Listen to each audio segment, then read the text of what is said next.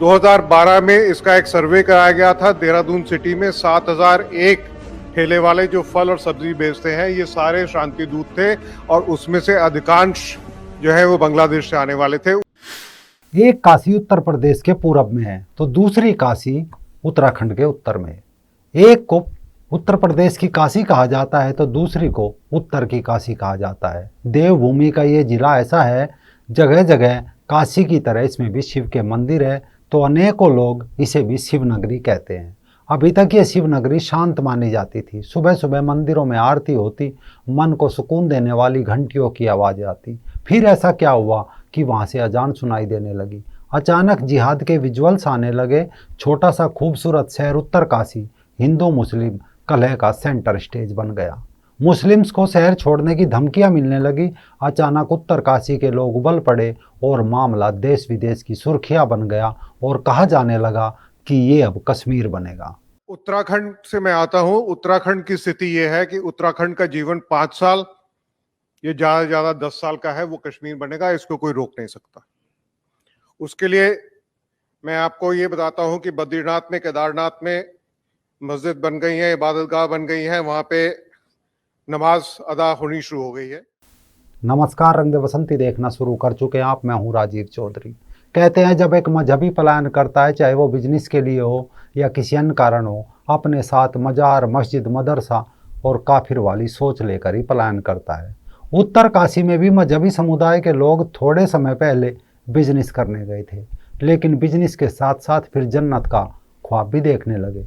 बीती 26 मई को उत्तर काशी जिले के पुरोला में एक नाबालिग लड़की के अपहरण का मामला जोर शोर से उठा था। इस घटना के बाद से उत्तर काशी जिले में मजहबी व्यापारियों के खिलाफ लव जिहाद का मुद्दा बनाकर विरोध प्रदर्शन किया जा रहा है। इससे पहले भी आराकोट में 2 नाबालिग बहनों के साथ एक मुस्लिम युवक को लोगों ने पकड़ा था। बताया जा रहा है कि कई मामले ऐसे पहले हो चुके हैं, इस कारण अब वहाँ बवाल मच रहा है। मामले को देखते हुए मजहबी समुदाय के लोग अपना कारोबार समेट कर रातों रात भागने को मजबूर हैं। अब बताया जा रहा है कि उत्तर काशी में दुकानों पर लव जिहादियों को चेतावनी वाले पोस्टर चिपका दिए गए हैं। मुस्लिम दुकानदारों को फौरन दुकानें छोड़कर जाने के लिए कह दिया गया है। उनकी दुकानों के शटर पर काले रंग के क्रॉस वाले निशान भी लगा दिए गए हैं। ये वो घटना है जिसे लेकर उत्तर काशी के लोग उफान पर है। लेकिन सवाल ये है कि जहाँ काम धंधे को लेकर पहाड़ों से लोग मैदानी इलाकों की ओर पलायन कर रहे हैं, वहाँ ऐसा क्या है कि मजहबी लोग पहाड़ों की ओर भाग रहे हैं। साल 2011 की जनगणना के अनुसार उत्तर काशी की आबादी करीब 3,30,000 थी, जिसमें 98% से ज़्यादा हिंदू थे। हालांकि ये सिर्फ दावा है, हमारे पास 2023 का कोई आधिकारिक आंकड़ा नहीं है जिसमें डेमोग्राफी के बदलाव की पुष्टि की जा सके। हालांकि उत्तराखंड बीजेपी के अध्यक्ष इन दावों पर मोहर लगा रहे हैं। कुछ समाचार वेबसाइट तो इस समय उत्तराखंड की मुस्लिम आबादी 18 से 20% होने का दावा कर रही है, क्योंकि साल 2021 के जनगणना स्तर के आधिकारिक आंकड़े अभी जारी नहीं हुए हैं। तो पिछले 12 सालों में जो बदलाव हुए वो सिर्फ उंगलियों पर घटनाओं के हिसाब से ही लगाए जा रहे हैं। प्रदेश में करीब सभी सीमांत जनपदों, नदी के किनारे, रेलवे की जमीनों पर मजहबी समुदाय ने कब्जा करके अपनी पूरी बस्ती बसा ली है। पहाड़ी क्षेत्रों में पलायन करने वाले लोग शहरों में बस रहे हैं, तो मजहबी समुदाय के लोग पहाड़ों में जाकर घरों, खेतों में कब्जे कर रहे हैं। इन कब्जों के लिए अभी मज़ारें बनाई जा रही है। पिछले 10 साल में अनुमानित 1300 के करीब मज़ारों की गिनती की जाने की खबर आ रही है। सोचिए ऐसे कौन से 1300 पीर फकीर इस मजहब ने उत्तराखंड में पैदा किए जो आज इतनी बड़ी संख्या में इनकी मज़ारें वहाँ देखने में आ रही है। यानी पहले बिजनेस के नाम पर जाते हैं, फिर 4 को बुला लेते हैं, 4 अपने रिश्तेदारों को बुला लेते हैं, फिर रिश्तेदारों के रिश्तेदार और संख्या बढ़ जाती है, तब मज़ारों की ज़रूरत पड़ती है, मज़ार बन जाती है, मस्जिद की ज़रूरत पड़ने लगती है, मस्जिद बनती है, फिर मौलाना भी आते हैं, मौलाना आते हैं तो मजहब की सनक भी पहुँच जाती है। केवल उत्तर काशी नहीं, उससे बुरा हाल तो जौनसार इलाके का बताया जा रहा है। खासकर हिमाचल प्रदेश से लगते जनपद, जिसमें देहरादून के विकास नगर हरबटपुर में मुस्लिम आबादी बड़ी तेजी से बढ़ी है। खासकर आसन बैराज के आसपास देहरादून से पछुआदून की ओर जाते समय सहसपुर से मुस्लिम बहुल क्षेत्र शुरू हो जाता है, जो हिमाचल बॉर्डर तक फैला है। बताया जा रहा है कि सहसपुर विधानसभा क्षेत्र के रामपुर, खुशालपुर, ढाकी रानी, शंकरपुर, जमनपुर, सेलाकुई सहित अन्य क्षेत्रों में मजहबी समुदाय के लोग अवैध कब्जे करके बसे हुए हैं। जंगलों, सड़क के किनारों पर मजार बनाकर कब्जे करने का खेल भी जोर शोर से चल रहा है, जिनके खिलाफ हिंदू संगठनों ने खुद ही कार्रवाई करने का ऐलान किया। जांच हुई तो हकीकत सामने आई, सरकार ने अवैध कब्जा करके बनाई गई मजारों को हटवाया, लेकिन बताया जा रहा है कि अब भी कई स्थानों पर मजारें यथावत है, जहां तोड़ी गई फिर से नई बना दी गई है। इसी तरह के लाल तप्पड़, पौड़ी गढ़वाल, यमकेश्वर ब्लॉक में भी मजहबी आबादी बढ़ती जा रही है। पहाड़ी क्षेत्रों से लोग शिक्षा और रोजगार के लिए शहरों की ओर पलायन कर रहे हैं तो गांव खाली हो रहे हैं। मजहबी समुदाय के लोग वहां जाकर मजार मस्जिद बना रहे हैं और जमीनों पर कब्जा कर रहे हैं। जहां आबादी है वहां फेरी वाले बनकर लड़कियों को लव जिहाद के जाल में फंसा रहे हैं। कुछ दिन पहले भी एक नाबालिग को भगाने के लिए 2 मुस्लिम युवक गांव पहुंच गए थे, लेकिन गांव वालों की सतर्कता से बच्ची को बचा लिया गया। सिर्फ इतना ही नहीं, बताया जा रहा है कि 4 धामों में बद्रीनाथ में बड़ी संख्या में मुस्लिम बस गए थे। बड़ी मुश्किल से उन्हें वहां से हटाया गया। वहां भी हालात ये हो गए थे कि मुस्लिम समाज ने बद्रीनाथ मंदिर पर अपना दावा तक कर दिया था और मंदिर कमेटी से अपने लिए जगह मांगी थी। बद्रीनाथ को मौलाना अब्दुल लतीफ कासमी ने दावा किया था कि सैकड़ों साल पहले बद्रीनाथ को ये तो बदरुद्दीन शाह के नाम से यहाँ पे से जाना जाता था। इसके अलावा जिस उत्तराखंड में अभी तक बाग, बगीचे, उद्यानों में ज़्यादातर बगीचों के मालिक हिंदू समुदाय से हुआ करते थे, अब वो धीरे धीरे वो मजहबी समुदाय के हो चुके हैं।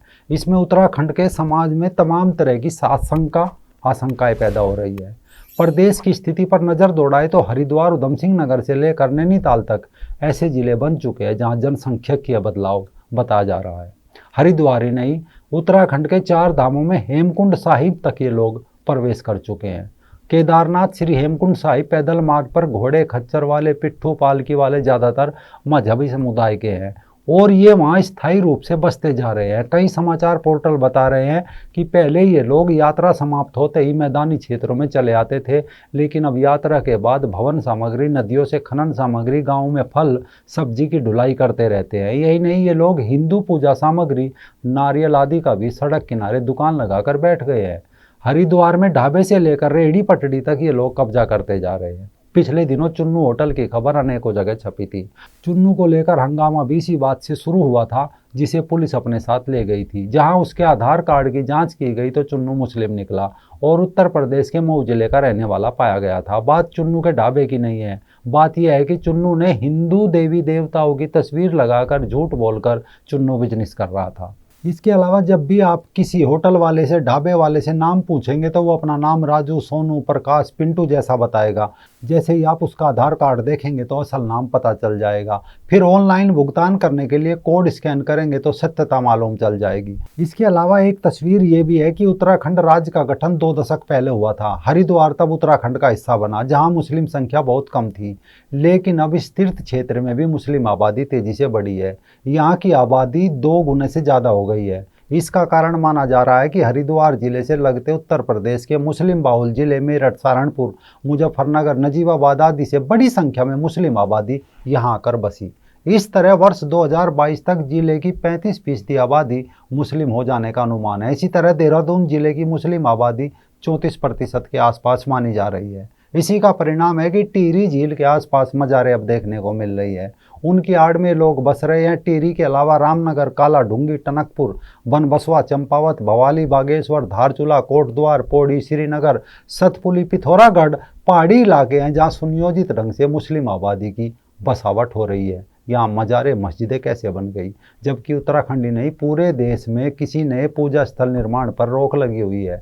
उत्तराखंड के किच्छा, लक्सर, ज्वालापुर, खटिमा, सितारगंज, रुद्रपुर, जसपुर, सुल्तानपुर, पट्टी, गदरपुर, हल्द्वानी आदि कस्बे तो ऐसे हैं जहाँ भविष्य में करीब 33-34% मुस्लिम आबादी वाले होने को है।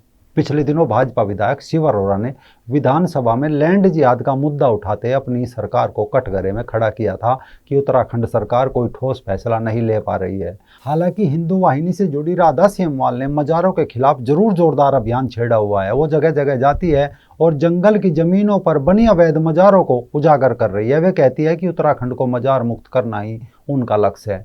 अगर आज समय रहते सरकारें और तंत्र नहीं जागा तो इसमें कोई दो राय नहीं है कि अगले कुछ सालों में उत्तराखंड अगला कश्मीर बन जाएगा। जब सनातन धर्म का पालना कहा जाने वाला हिमालय ही मजारों की चपेट में होगा तो फिर सनातन कहाँ होगा। आज उत्तरकाशी में हिंदू बहुसंख्यक है तो मजहबी वहाँ से भाग रहे हैं। सोचिए कल जब ये लोग वहाँ बहुसंख्यक हो जाएंगे तो कौन भागेगा? कमेंट बॉक्स में अपनी राय जरूर दें, वीडियो को लाइक करें,